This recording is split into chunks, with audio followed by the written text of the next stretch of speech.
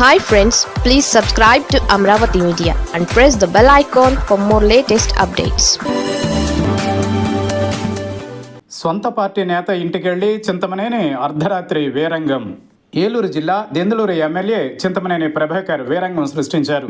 ఏలూరులో తన పార్టీకి చెందిన ఈడుపుకంటి శ్రీనివాస్ ఇంటికి చింతమనేని అర్ధరాత్రి వెళ్లారు. నానా రభస సృష్టించారు. ఇద్దరిలో ఎవరో ఒకరే ఉండాలంటూ శ్రీనివాస్ను ఉద్దేశించి చింతమనేని తీవ్ర హెచ్చరిక చేశారు. పోలీసుల సమక్షంలోనే చింతమనేని వీరంగం సృష్టించడం తీవ్ర విమర్శలకు దారితీసింది. కొంతకాలంగా చింతమనేని అవినీతి భాగోతాన్ని సొంత పార్టీకి చెందిన ఈడుపుకంటి శ్రీనివాస్ బయటపెడుతున్న సంగతి తెలిసిందే. ముఖ్యంగా మద్యం బెల్ట్ దుకాణాల ఏర్పాటులో చింతమనేని అనుసరిస్తున్న వైఖరిని ఆయన తూర్పారబట్టారు. అలాగే మట్టి గ్రావెల్ను యథేచ్ఛగా అక్రమంగా తరలిస్తున్నాడంటూ ఎమ్మెల్యేపై ఈడుపుగంటి శ్రీనివాస్ ఆరోపించారు. దీంతో రాష్ట్ర వ్యాప్తంగా టీడీపీ నాయకుల వైఖరులపై చర్చకు తెరలేచింది.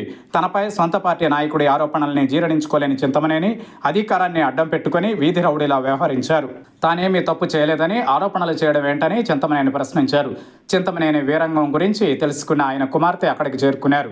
ఇంటికి వెళదామని ఎంతగా బతిమలాడుతున్నా ఆయన వినిపించుకోలేదు. శ్రీనివాస్ ఇంటిని కూల్చివేయాల్సిందే అని చింతమనేని పట్టుబట్టారు. ఏలూరు పోలీస్ అధికారులు సర్ది చెప్పినా వినిపించుకోకపోవడం గమనార్హం.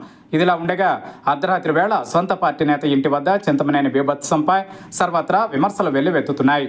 అధికారం ఉంటే చాలు, మహిళలైనా సొంత పార్టీ వాళ్ళైనా టీడీపీ ఎమ్మెల్యే చింతమనేని చేతుల్లో దెబ్బలు తినాల్సిందే, బూతులు తిట్టించుకోవాల్సిందే.